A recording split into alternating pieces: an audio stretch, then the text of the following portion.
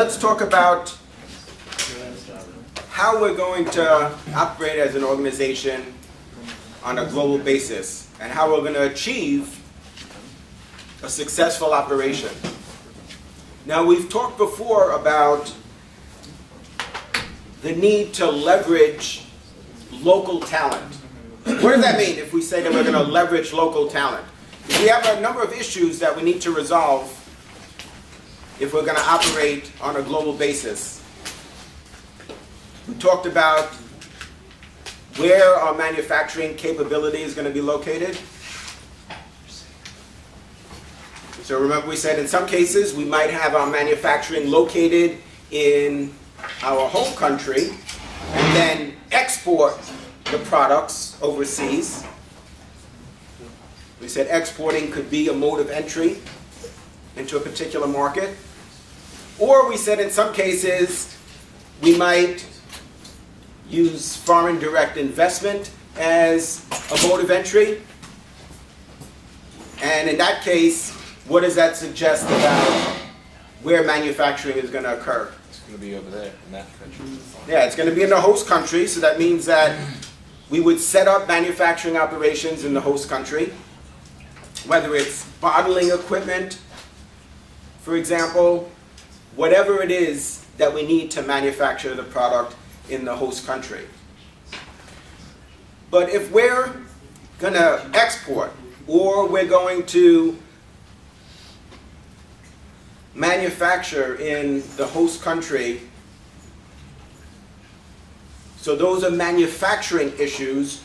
There's other issues that need to be resolved. So manufacturing is certainly an important strategic decision. Are we going to make the product in our home country, or are we going to make the product in the host country? So we also need to think about whether or not we're going to buy the product. That's another option. So very often we talk about make versus buy. Either we're going to manufacture the product ourselves, or we're going to buy the product and then resell it. But if we assume that we're going to make the product, then we're either going to make it in the home country or we're going to make it in the host country. So do we follow? Make versus buy. If we decide to make it, then we're going to either make it in the home country or in a host country.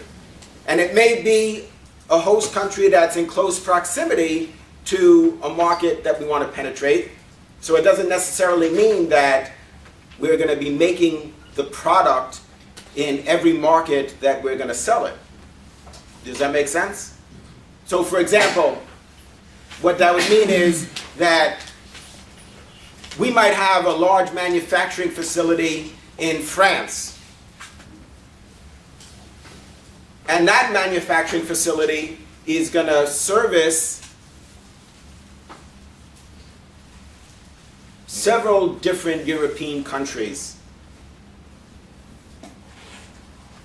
So we might set up our manufacturing in France to provide products for, let's say, half a dozen different European countries.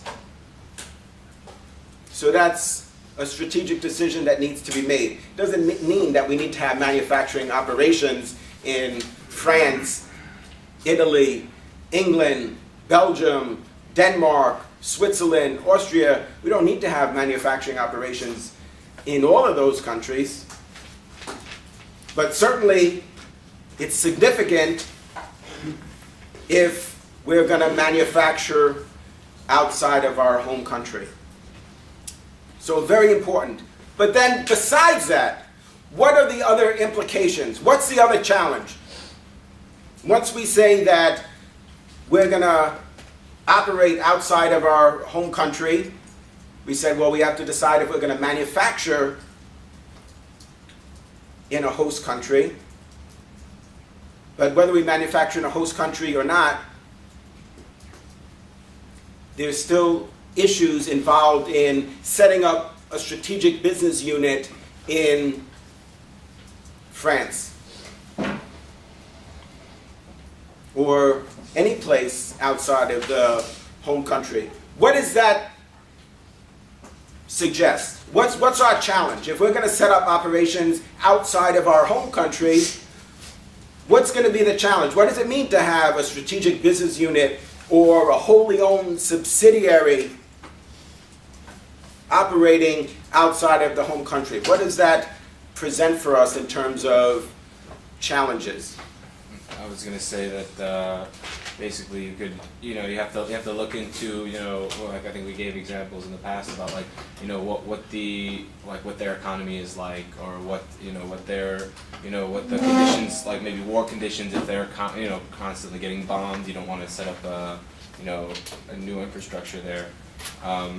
You have to look into that area as a whole to see if it's something that's worthwhile.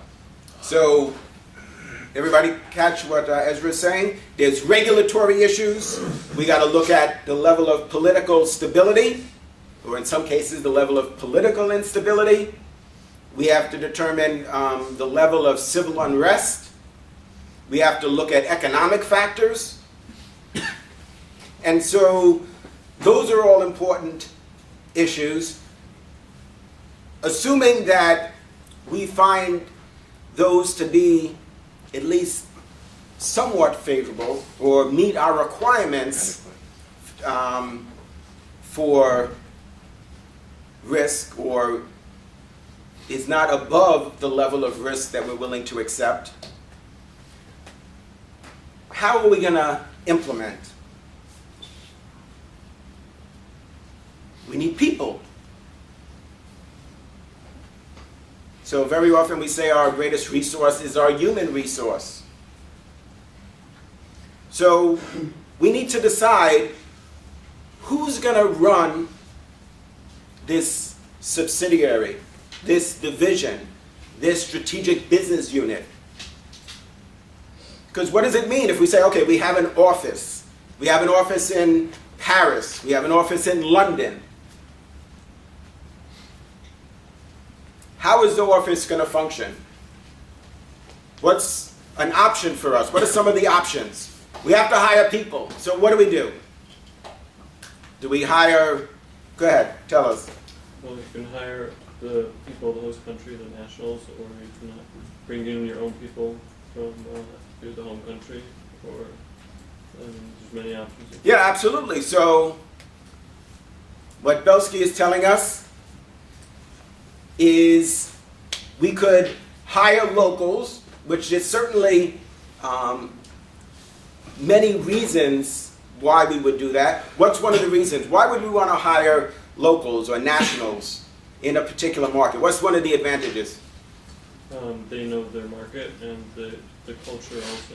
They know the culture. Yeah, so they understand the needs and wants of that particular market. They understand the demand, they understand the culture and the different cultural nuances that's going to be otherwise a challenge for us in terms of our sales organization and our marketing organization, and also legal aspects of us operating in that particular market. So you definitely want to hire some nationals because they have first-hand knowledge, practical knowledge, street smarts, if you will. It's different if you read it from a book. So you could read all you want about the Parisian culture, but somebody who's lived there their whole life, they could give you an insight that's going to be unique and certainly important and relevant to us in operating our business. So we're going to need salespeople, we're going to need marketing people, we're going to need people to engage in personal selling on our behalf. So in some cases, we might want to send, if you will, people from headquarters, people from our home country. When we do that, these employees are referred to as Expatriates. expatriates. Now, when we send expatriates into a given market, what are some of the challenges? Do you think that they're often very successful, or does it depend? And if so, what does it depend on? So in other words, what we're talking about is we're going to send Stepanski to Paris. Now he's all ready to go. He's got his bags packed. But the question is he going to be successful there? Hell yeah. What do you think? Well, first of all, he has to get a sense of what the differences in culture. He's got to familiarize himself not only with the culture but maybe also the legal aspects. What's expected in the workplace.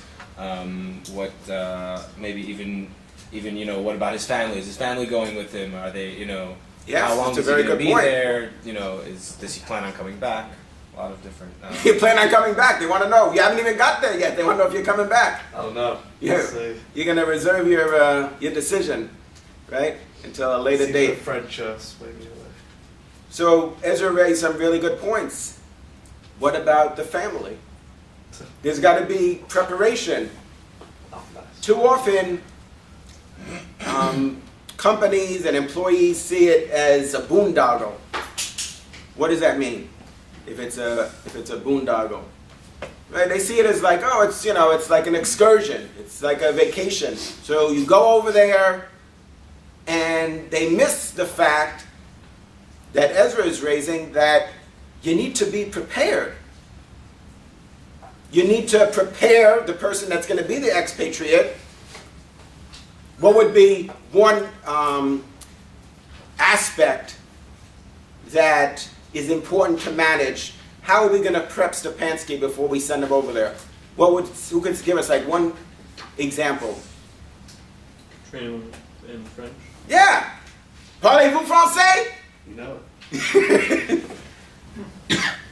Now it sounds like a blinding glimpse at the obvious, but often companies, they send people over there. The people can't speak the local language. Now at least you gotta, get through some training,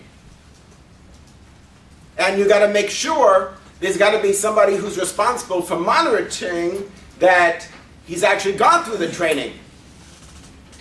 Because sometimes what companies say in their defense is, before we sent him over there, we gave him the opportunity to do 6 months worth of training so that he could learn to speak French. They said, it's not our fault he didn't go to the class, right? We could barely get him to come to this class, no less go to French class, right, Stepanski? So, look, he says yes. So, we have to make sure that the people that we're sending overseas are going to be properly trained. And we need to make sure that that happens. Afterwards, there can't be any finger pointing, well, he didn't go. Well, what do you mean he didn't go? The kid can't speak a lick of French. Then there's got to be some shared responsibility there. You have to make sure, we have to make sure that we set them up for success, because it's expensive to send people overseas. So if you have expatriates working on behalf of the company overseas, that's very costly.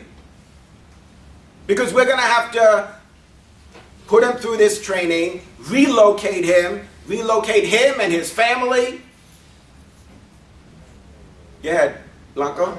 I was just gonna say, aren't you also taking a risk that like Stepanski, when he gets to France, is just gonna no one's monitoring you, so he could just go off and do his own thing. You're not even doing the work. Well, that's what I would definitely caution them about that. Don't worry about But Paris. there's going to be he's going to be an office, right? So there's an office there, and so he's going to be one person that's in the sales office there, sales and marketing office, and he's going to report to somebody. He's going to have a manager. We're assuming in this situation. We might also consider him being the one that's responsible for managing the entire office. That's a possibility too, but there's certain issues there as well. But headquarters certainly has an interest in understanding firsthand, if you will, what's going on, and he's going to bring insights from headquarters in terms of the objectives, firsthand the objectives, what it is that the company is trying to achieve. But we're spending a substantial amount of money to teach him French, move him there, move his family, get his kids into school. A significant amount of expenses involved there. Go ahead, Evan. I think you also have to prepare if it doesn't work out. I remember last semester we saw that video segment that they sent that guy, I think it was to France or something, and it really didn't work out, and he came back and blamed the company, and they'd given away his job already. And they only offered him like a lesser, like something under whatever he had before. Yeah, so he couldn't get his old job back. Yeah. So They said they weren't going to fire him, but they would give him a lower rank job or something. yeah, a lower level job in headquarters because he wasn't successful. So in that case, that individual wasn't successful. What else? Is there anything else that we need to consider? Good, Evan. Is schools for the children? Yeah. So, I mean, just imagine. I mean, what do? You pack a suitcase, you get on a plane, and there needs to be, the company needs to arrange Buy him a house. for support, find them housing. Just imagine, trying to find an apartment in New York City, the challenges associated with that. What about if you're going to be living outside of your home country for a year, 2 years, 3 years? You need to find a place to live. How do you know where you should be looking for an apartment or a house? How do you know that you're getting a fair deal? So there's a lot of support that the company needs to provide. And sometimes it doesn't work out because even though there was a plan, it wasn't flawlessly executed. Even a great plan, poorly executed, can fail. It's not enough to have a great plan. But you could also have not a great plan, but let's say a good plan that is flawlessly executed that could be very successful. And that's one of the challenges associated with having, for example, a code of conduct in a company, or a code of ethics, or a vision statement, or a statement of values. That's meaningless. It's only meaningful if you could bring that to life. Can't just be something that's on the company's website. It's got to be something that the employees at all levels internalize, and it becomes real.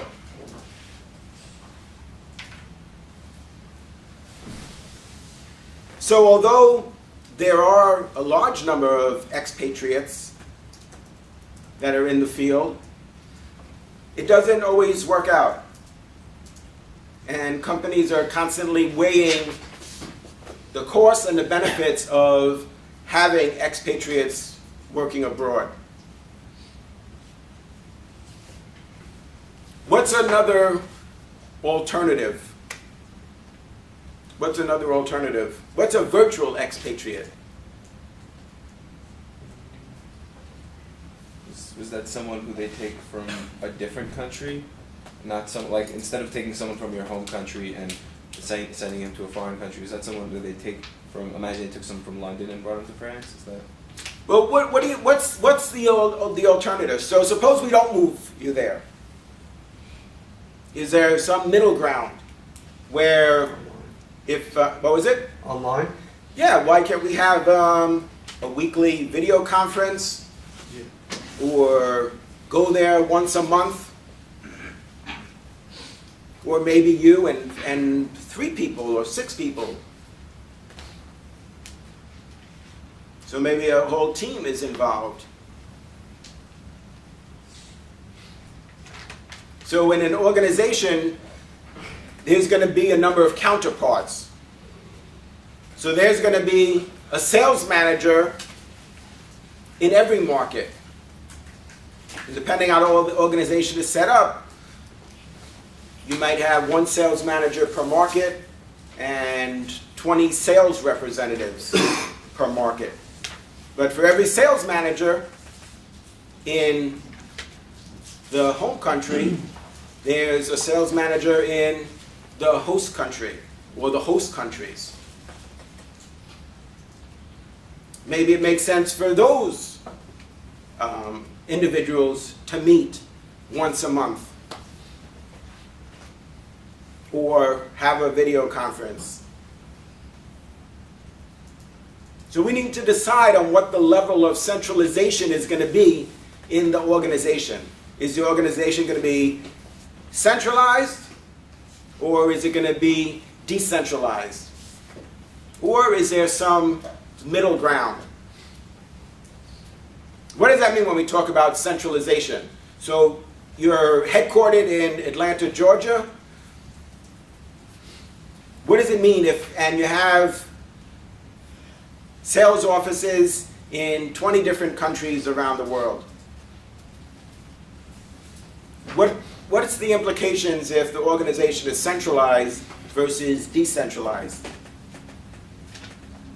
How is the company going to operate differently in those situations? What do you think? If the company is decentralized, what does that suggest? If you're in 20 different markets, what does that suggest?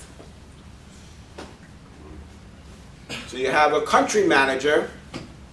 You have a country manager in that particular market, and that person has a lot of autonomy to make the decisions that are best for that particular division, for that particular subsidiary, for that particular strategic business unit. So there might be very little integration with the home office, with headquarters. And there's some advantages to that, and there's certainly some disadvantages to that. If the company is very centralized, then more of the decision making is being made in headquarters. Why do you think that might not be such a good idea? Because they're not as familiar with the ongoings of the company in that market, specifically as much as the people who are working there are. Yeah, so you're far removed from the marketplace. We have to ask ourselves a candid question: who's in the best position to make the judgment? Who's in the best position to make the best decision? Is it the person that's located in the host country, or is it somebody back in headquarters? Because judgment is very important. You can't look the answers up. Decisions are made based on experience and judgment. So who can we rely on to make those decisions? Now remember, we said that some managers, some executives have this ethnocentric mentality. Which means what? What does that suggest? If the senior executives, let's say in headquarters, have this ethnocentric approach to management. Well, they may be somewhat skewed because they don't know exactly what's going on in terms of that country. I mean, I'm sure they have a general idea, but the managers over there will definitely have a more specific knowledge of how to maybe tackle certain things, and that probably should be done there. And then what else? What's another part of that? So, it worked for our country, it'll work for their country. So they think that they already have the right answer. So they're very opinionated. Instead of thinking, well, there's people on the team that have a different opinion, maybe that's something that we should consider. They feel that, well, it's worked here, we should do the same thing in that market. And remember, we said one size does not fit all. The key to our success is going to be to customize our marketing plan to meet the needs of the local market.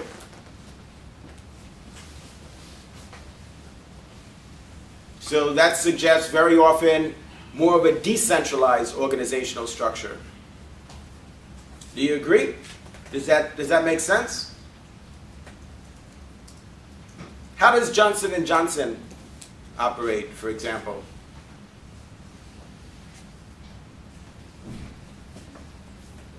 Don't they have a lot of different like headquarters over? Isn't there like their main headquarters in New Jersey that have different like headquarters over? Yeah, the Johnson & Johnson company is headquartered in New Jersey, and they have a family of companies. They have a large number of strategic business units. Like, for example, McNeil Labs is one of their SBUs. McNeil Labs is the division that makes Tylenol, for example. And while all the strategic business units at Johnson & Johnson adhere to the J&J credo, which when people are hired into the organization, they go through training. Everybody goes through training on the company's credo, because that's an important part of their organizational culture. But the company prides itself in having a mostly decentralized organizational structure.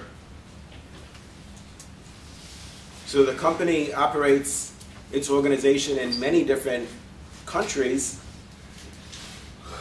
and they rely upon nationals to make the best decision for the company. So they invest in hiring the best people into the organization. But culture is something that could be a challenge for us if we operate outside of the home country. So different things are going to motivate different people, and that's something that we need to be sensitive to if you're operating in a host country. So, for example, in some organizations, in some cultures, some organizational cultures, there's an expectation of a top-down management style, and in other cases, a bottom-up management style. What's the difference? And this could really make or break you. If you don't understand in that particular culture, in that particular market, what's expected from you as a manager, as an executive, you're not going to be able to motivate, influence, inspire, lead the organization. What's the difference? What's the difference between a top-down management approach versus bottom-up? What do you think? I always thought they were called like horizontal and vertical. Remember I learned about it in management, and the vertical is when you have your CEO, your CFO, and everything is going to chain of command, the top management, the middle management to the lower management, and just run like that. Versus horizontal, where you really have a lot of collaboration from everybody. People are more empowered, to do their jobs, so they can collaborate. Generally, there will be upper management, but it's not working in the same structure. Absolutely, that's a really good example. Anybody want to add to that? Nobody? So what Harvey is saying is that you could have an organizational structure where collaboration is important. It's important that the executive deploy a participatory management approach. So the employees need to have involvement in the decision-making process. We need to get buy-in from the employees. That's very different from an organizational structure where the senior manager makes the decisions in a vacuum, if you will, in isolation, and doesn't solicit input from people throughout the organization. And that's why we often refer to it as in another model as top-down. So the senior management team makes the decisions at the top, and then it's translated down to everybody throughout the organization. Now, of course, if you're a part of the senior management team, you can consult with everybody about every decision. But we're talking about major decisions in the organization. So if you're working on a strategic business plan for the organization, then as part of that, we need to do a situation analysis. And that means that we should get input from a significant number of people in the organization. We need to get their perspective. Some cultures require that. They require that they contribute and provide input into the process. Now, if you go there without that mindset and without a commitment to that approach, then how could you possibly be successful? Now, in some markets, they're okay. Just come in, tell us what to do. You're the boss. You're the boss man. In China, the boss is called the Laoban. So you're the boss. Whatever you say, boss. And you develop your plan, and the employees are okay. Whatever you decide, just tell us what to do. Now, you might ask yourself, well, am I really going to be able to make the best decision without the input from other people? Very often, no. So you need to get input from at least some people in the organization, because to be candid, how would we make these decisions on our own? We can't possibly know everything. We can't possibly have all the facts for us to make the decision. So even with a top-down approach to management, we're still going to need to get input from people throughout the organization. But we're at two extremes, one in which there's a heavy amount of input and participation in the management process and the decision-making process, and one in which there's very little, if any. Now that could be your Achilles heel. That could very well be the reason why you fail. You can't go there and think, well, this is the way I manage my team in the home country. You won't be successful. You need to have the buy-in from the employees, which means what? What does that mean when we talk about the buy-in from the employees? What is it that we're hoping is going to happen? They're motivated to give back to the organization. Yeah, they're motivated, and that they're going to support the program and the plan that we developed. Because remember, it's not enough to just have a plan, it's got to be implemented. Well, who's going to implement it? We have to rely on other people to implement it. So they have to believe in it. Yes, this is the right thing to do. And give it 120%. But if we don't have their buy-in, then they're going to be like, they're going to feel that there wasn't any opportunity for them to give input, and they're not going to try. And if they don't try, then we're not going to be successful.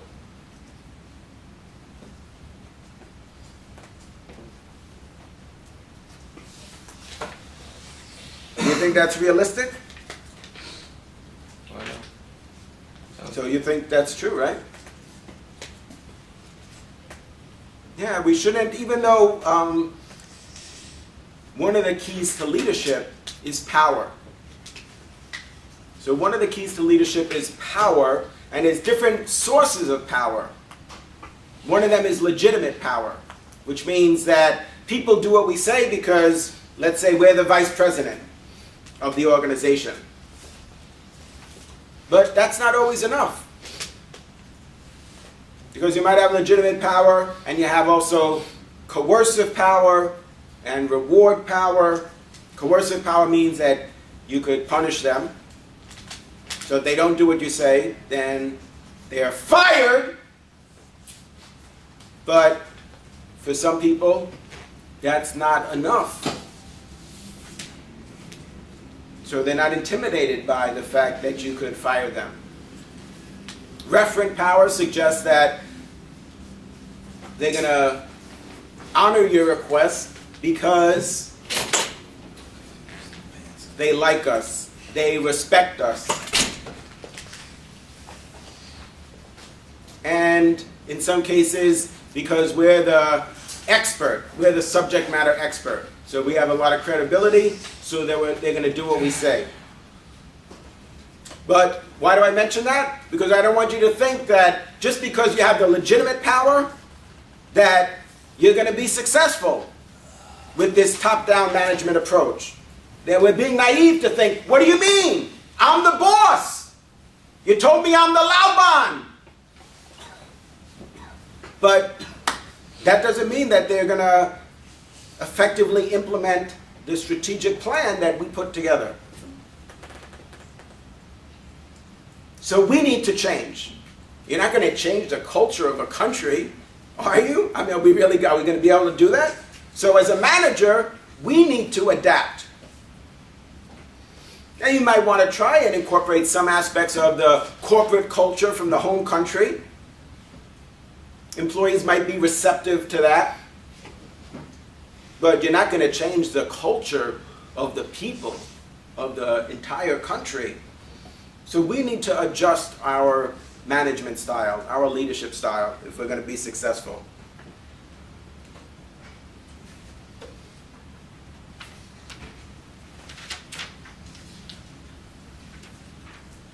Question.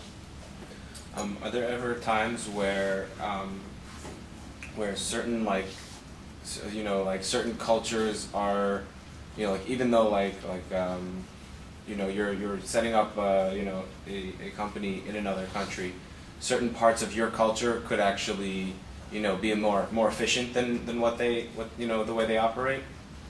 Yeah, it could be. I was talking to someone who I don't know, they have business dealings in Qatar, whatever it's called. So they said when they email someone from from that place, the person takes a week to get back to them. And it said it's very inefficient. And but somebody explained to her, one of the locals explained to her, that's normal here. To take a week to get back to someone is normal. She says, but things would be so much more efficient if it was 2 or 3 days to get back to someone. Yeah, so in some cases the level of urgency varies from market to market. Some markets are less time sensitive. Their time is not an issue, so they feel a week is okay. They're not. They don't sense that urgent need for a response. And yeah, that's a challenge. That's something that that we have to address. Now, in some cases, maybe that is something that we could resolve. Maybe we could have standards, performance standards that say that you'll respond to emails within 48 hours.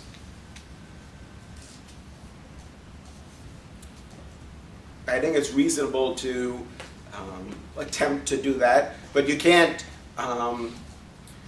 have that standard for everything in the organization, right? We need to decide what are our priorities. So it would be interesting to understand in that particular market, what do they consider is more important? What is more urgent? Maybe the response is, maybe it's not a cultural thing, maybe in that particular scenario that you're talking about, maybe they said, well, I took a week to get back to you in headquarters because, you know why? Because I was dealing with customers. So then, what could you say? It's not that, in that particular market they only work 4 hours a day, or they get, 10 weeks vacation a year. It's, maybe that's legitimate. I was in the field with the customers. But maybe you might still say, I know, but still. Weak. You still might try to address that. So you can't have like the inmates running the asylum. You need to have some guidelines, and there's got to be priorities. There's got to be shared objectives. So it's reasonable to try and implement that in the organization. You can't always let the nationals push back and say, well, that's just the way we do it here. Well, that's not gonna No one cut it. yeah, that's not gonna work. So there's got to be adaptation on both parties' part. But the thing is that there's got to be shared objectives throughout the entire organization. What is it that you're trying to achieve? Everybody in the organization has got to be working towards the same objectives. And that's going to help us prioritize our efforts. Let's take a couple of minutes and go over the quiz. See if we could get through that. All right, who's going to read the first question about communications?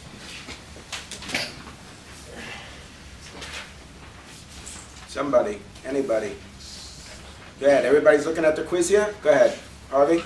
The blank communications are composed of advertising, sales promotions, trade shows, personal selling, direct selling. B, integrated marketing.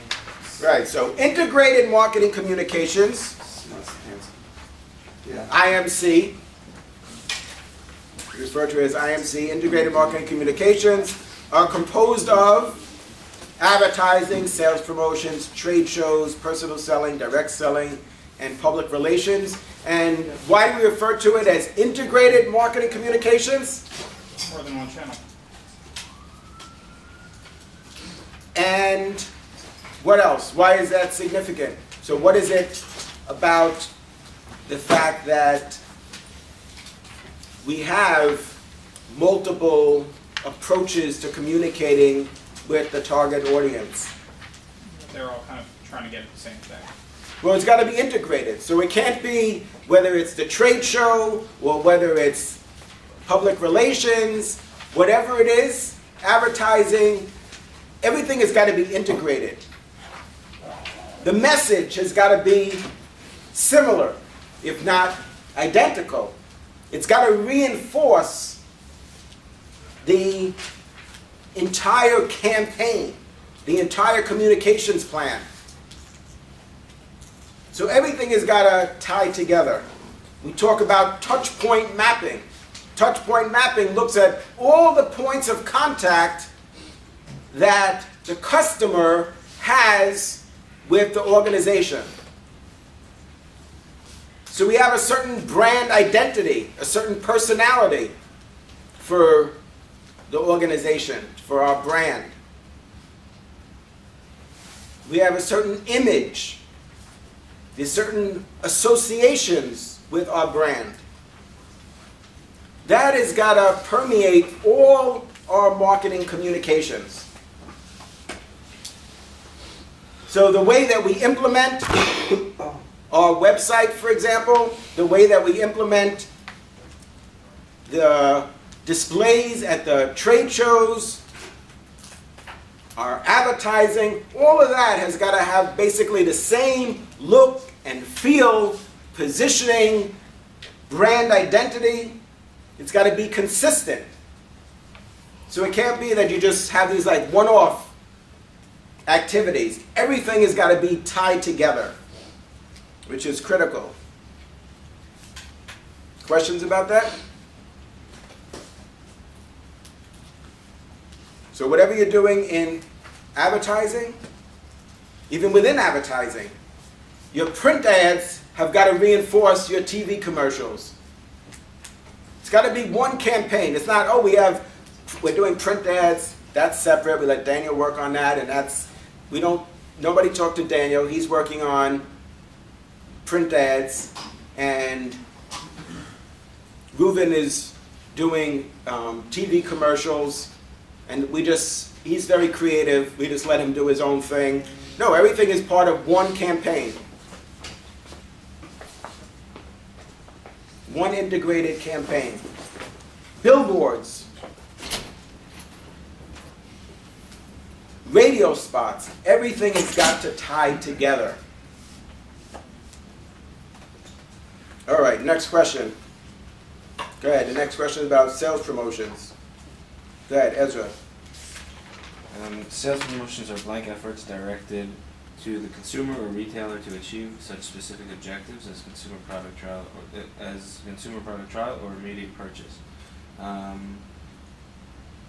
say long-term efforts. Well, generally, sales promotions are seen as short-term. Short-term efforts that we're trying to get trial or, in some cases, repeat purchase. Why do we think it's short-term? What is it that we know about promotions that's relevant here? Why would we say it's a short-term effort? Well, maybe because if it doesn't work right away, then you okay, take a different plan of action. Well, certainly we're going to have a number of sales promotions that we're going to implement, but we will know, we're going to know pretty quickly whether or not it had an immediate impact. Yeah, Danny? The whole idea of promotion is that promotion is a limited thing, that's not like constant. Right, so we might have a promotion that might last a day, it might last a week, and those results are going to be obvious in a very short period of time, whether or not the promotion was effective. And importantly, we're going to see a spike in sales, but then after the promotion is over, what generally happens? Sales are going to go back down. Because what happens is, very often, we overstock the trade or overstock the customer. What does that mean when we're talking about sales promotions? Why would we say that? What does that mean to say we overstock the customer? We want them to, they end up buying more than they normally would. Yeah, they buy more than they normally would. So when orange juice is on sale, so instead of buying 1 gallon, they might buy 5 gallons. And then that means next week, they might not buy any. So we refer to that as overstocking. In some cases, that happens at the retail level as well. You had retailers will buy certain things from the wholesaler when it's on sale, when there's a promotion. So they'll buy more inventory than what they need, and then the next week, they're going to purchase less. So it's important for us to understand the impact of a sales promotion. That generally it's short-term, it's a temporary increase in sales. Why would we do that? What would be certainly one really good reason why we would have a promotion? We need cash quick. You might have excess inventory on hand and you need to raise cash. So you might have too much money tied up in your working capital, too much money tied up in inventory. So you want to move excess inventory. It might be that there's a chance of spoilage as well, that the orange juice might go bad. So sell it. Better to sell it at a discount and at least recover some of our product costs than for an entire batch of orange juice, 1 million containers go bad. I want to also do it to make a strategic move against a competitor. Might be you want to try and steal share from your competitor. In some markets, price is going to be a tactic that could enable us to do that.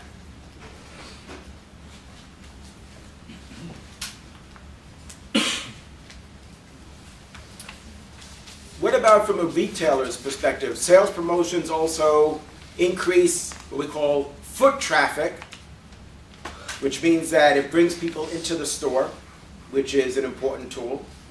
Now keep in mind that a sales promotion is not the same thing generally as a loss leader.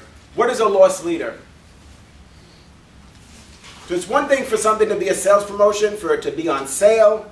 A loss leader means that you're selling it below your cost generally. Maybe for the reason that Daniel said, that you're trying to beat out a competitor. So it's one thing to be selling a product for 10% off or 20% off, but in some cases it might be 80% off. You know, people think that orange juice is really $2.50 for half a gallon because there's so many promotions that are 2 for $5 for a half a gallon of orange juice.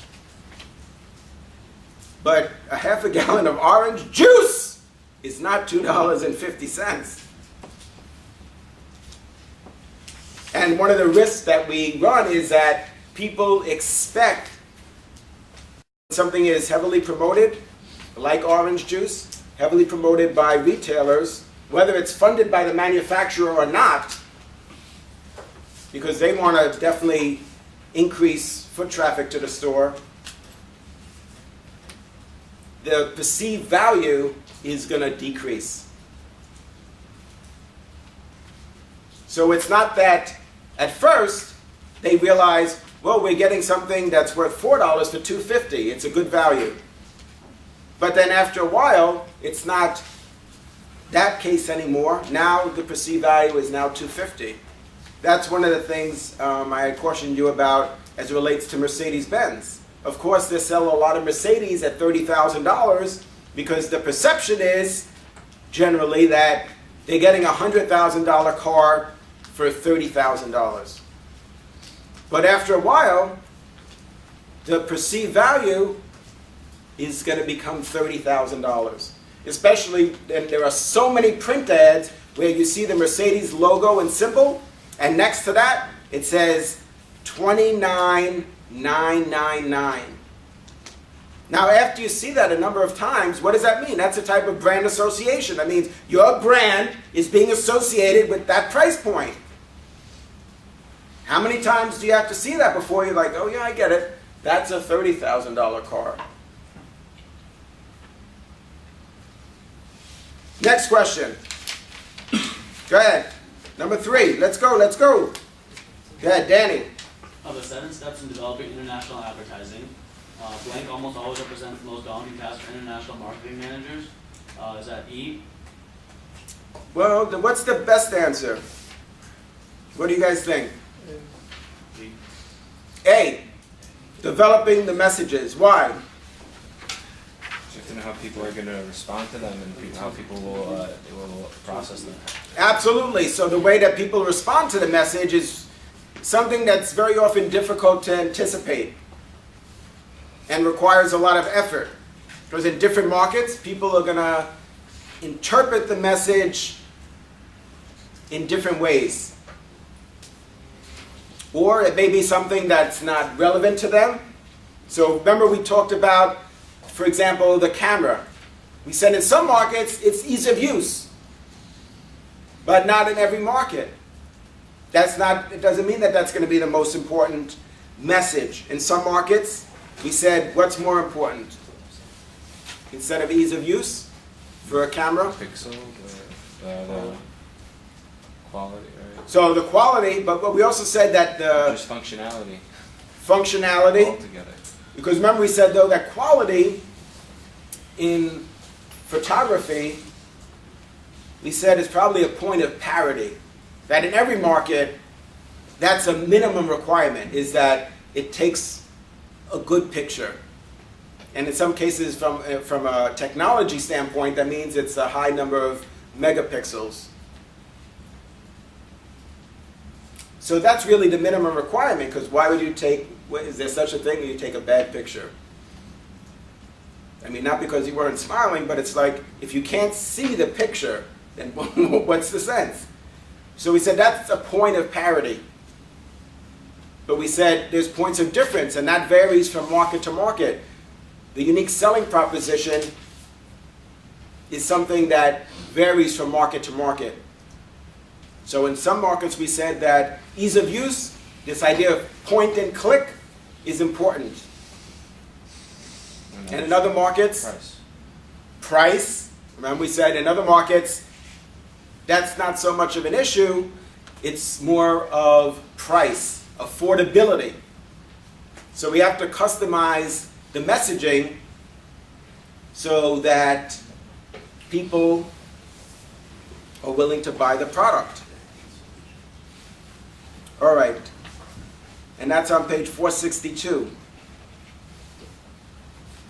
So developing the message, not that the other things are not important, of course. Selecting effective media, that's going to vary from market to market, is important.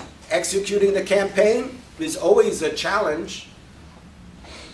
Getting a budget, having communication goals, of course all those things are relevant and important in international advertising, but the thing that's really the most difficult, the most daunting, the most problematic, if you will, is developing messages. Number 4. Go ahead. Somebody. Go ahead, Ruben. International communications process. An international marketing executive with a product message to communicate acts as a message source. B. Right. B, message source on page 467.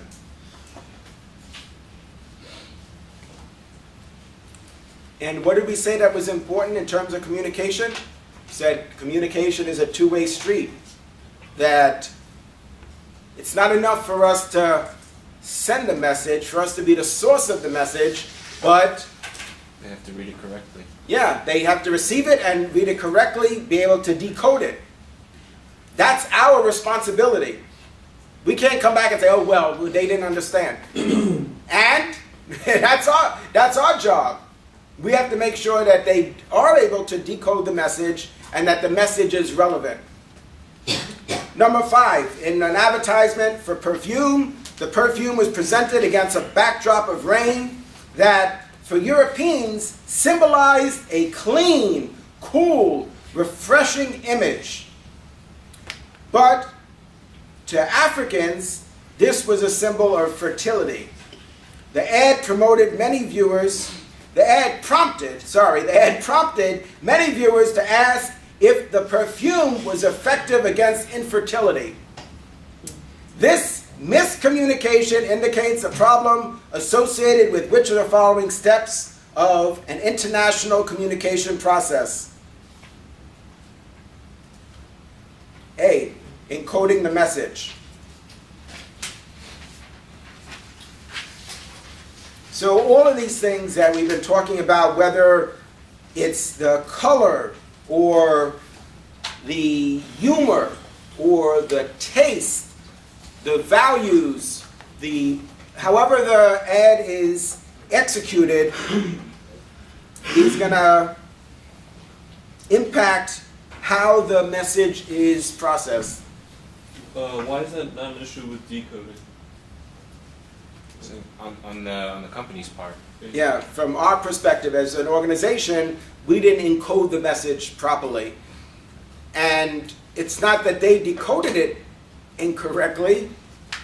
We didn't do enough research on that market. We should know what the perception would be of that type of ad.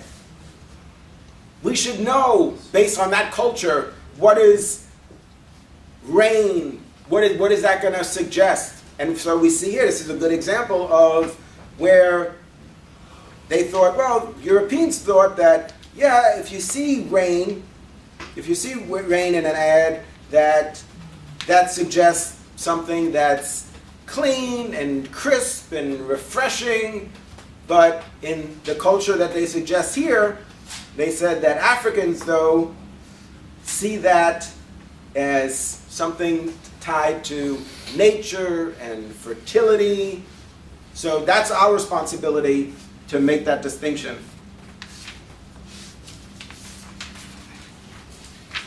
Number 6, which of the following are especially vulnerable as an EU member state decides which area of regulation should apply to these services? The best answer there is internet services, E. Internet services are especially vulnerable as EU member states decide which area of regulation should apply to these services. Number 7, which of the following statements is true regarding the cost of media? The best answer on page 478 is D. The per contract cost for advertisements varies widely from country to country. That's very true.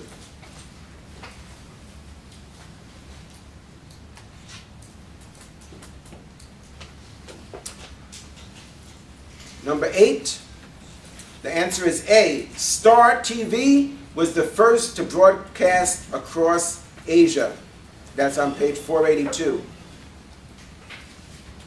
Not Al Jazeera, not ESPN. Number 9, according to the text, for consumer products, which of the following is the major limitation of the internet? And Coverage. what do you think about cost? I think it's definitely No. covered. Depends on the place. Somewhere like Australia, cost may be a problem because they sell it more expensively there. But for most places, I think it's not that much of an issue. Yeah, coverage. I would say the best answer is coverage. B, the major limitation of internet is coverage, which just quickly, somebody tell us, what does that mean when we say coverage? Not everybody has it. Yeah, that is, you don't have access. In some markets, we're all like, everybody has, we have internet on our phone, or we've got internet in our kitchen, but that's not the case everywhere. All right, last question. A new medium of advertising includes private cars that are painted with advertisements for products and serve as moving billboards as they travel around. This medium is known as, no, somebody? Public culture. Is generally found in Spain on page 489. Hey. All right, in fact, I have like 75 cars in Madrid that drive around with these mobile billboards, if you will. All right, so see you next time.